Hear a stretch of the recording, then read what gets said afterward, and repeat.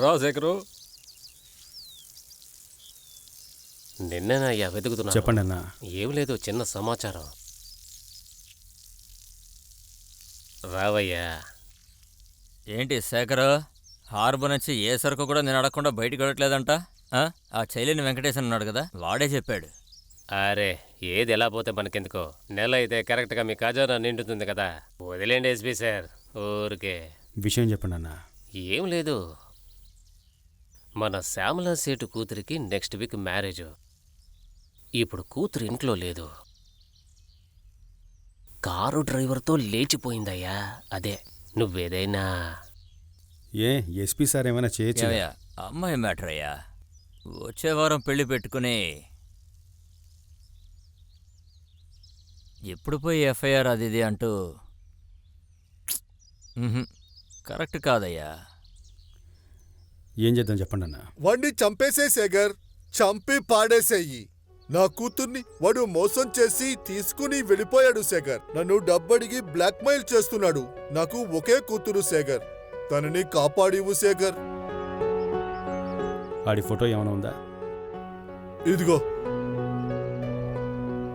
ఇదిగో శేఖర్, వీడే ఆ మనిషి. ఒకే ఒక కూతురు, దాన్ని చంపేశాడు. ఒకే కూతురు శేఖర్, దాన్ని చంపేసి నాకు ఎవరూ లేకుండా నన్ను ఒంటరి వాడిగా చేశాడు. వీడిని వదలకూడదు శేఖర్, నువ్వు వదలకూడదు.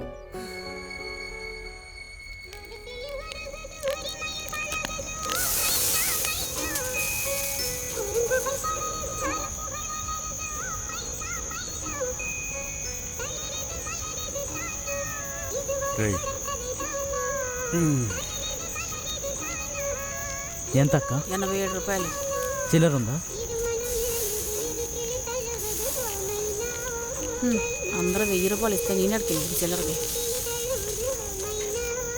అన్నా, వాడు వెళ్ళిపోతున్నాడు, వేసేద్దామా? పోనీ వదిలేయమ్మారా.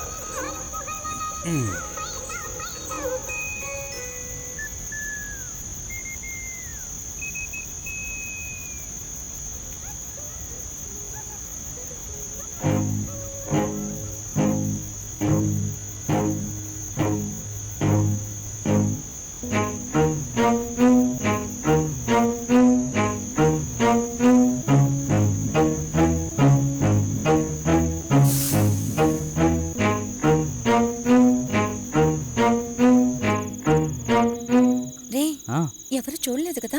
ఏం భయపడకు, ఎవరు చూడలేదులే. ఎప్పుడు తాళి కడతా?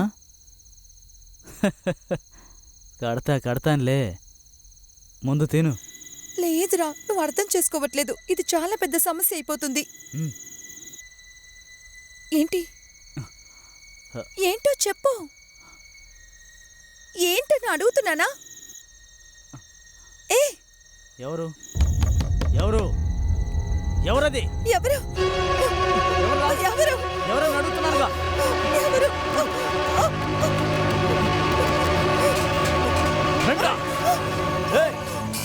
వద్దు, దగ్గరికి రావద్దు.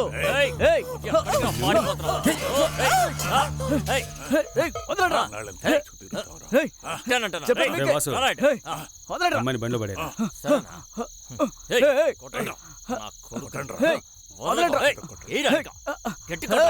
అదే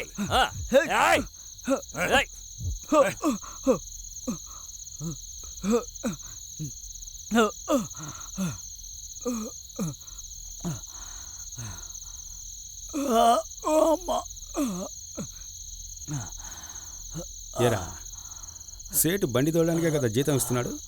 ఆయన కూతురు లేపుకొచ్చేసావు. అయితే ఏం చేస్తావు ఇప్పుడు? కొడతావా ఏంటి? 5 దెబ్బలు కొడతావా? 10 దెబ్బలు కొడతావా? ఎన్ని దెబ్బలు కొట్టినా భరిస్తాను. సేటుతో 50 లక్షలకు మాట్లాడుకుంటాను. కొట్టుకో, కొట్టు కొట్టు కొట్రా, కొట్టు కొట్టు. రే, ఏదో వీడియో తీసావంట, సీడీ ఎక్కడ్రా?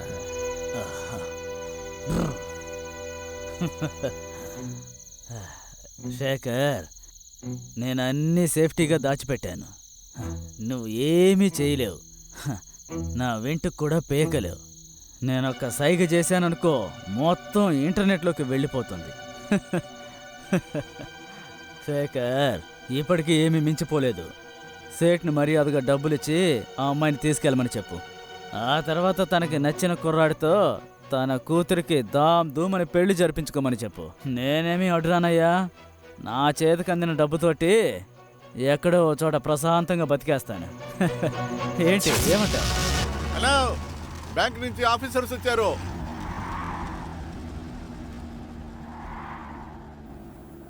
Hello sir, I'm Ranganath from ICB. ఇదిగోండి సార్, సిటీలో మా బ్యాంకు ద్వారా ఇచ్చిన లోన్స్ చాలా కలెక్ట్ కాకుండా ఉన్నాయి. మీరు కలెక్ట్ చేసి ఇస్తే ఒక లోన్కి 10% కమిషన్ ఇస్తాం. ఏమంటారు సార్? ఆ ఫైల్ ఇవ్వండి. దీనిలో వాటికి సంబంధించిన అన్ని డీటెయిల్స్ ఉన్నాయి సార్.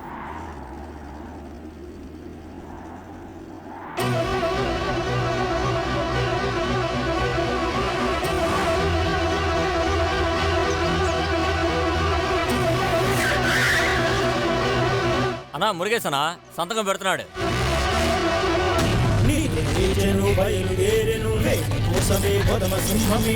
అడుగులు మృత్యు గీతమే ఉరుము ఉరుముల శ్వాసనాదమే ఎవరిని ఎవరిని వదలడు వదలడు కరుణను జాలిని చూపడు చూపడులే.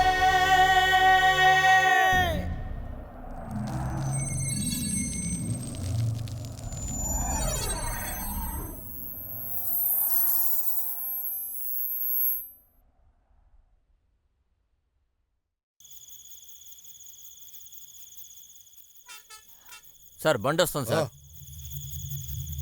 ఏయ్, వెళ్ళండయ్యా, ఆపండి. ఏయ్, ఏయ్, రేయ్, పదండి, పదండి. పదండి, ఆ, పదండి. ఏయ్, అందరు డ్రైవర్లు ఏయ్, దిగండి, ఏయ్, దిగండి, ఏయ్, దిగండి, ఆపు, దిగండి. ఆపురా, దిగండి. ఆపురా, ఆపు బండి. ఏయ్, ఆపు. వెళ్ళండి. రేయ్, ఏయ్, దిగరా. ఎక్కడికి ఆ పారిపోతున్నారు? వెనక రేయ్, దిగండి రా, ఆ రేయ్. వాళ్ళ సంగతి చూడు. ఏయ్, అందరు ఏయ్, త్వరగా ఏయ్, దింపండి. వెళ్ళిపోతున్నారు. ఆ, దిగండి. ఆ, పెట్టొద్దు. దింపండి. తీసుకురండి. అందరు డ్రైవర్లు దిగాలి, దిగండి. డ్రైవర్లందరూ ముందు అందరూ తీసుకురండి. దిగండి.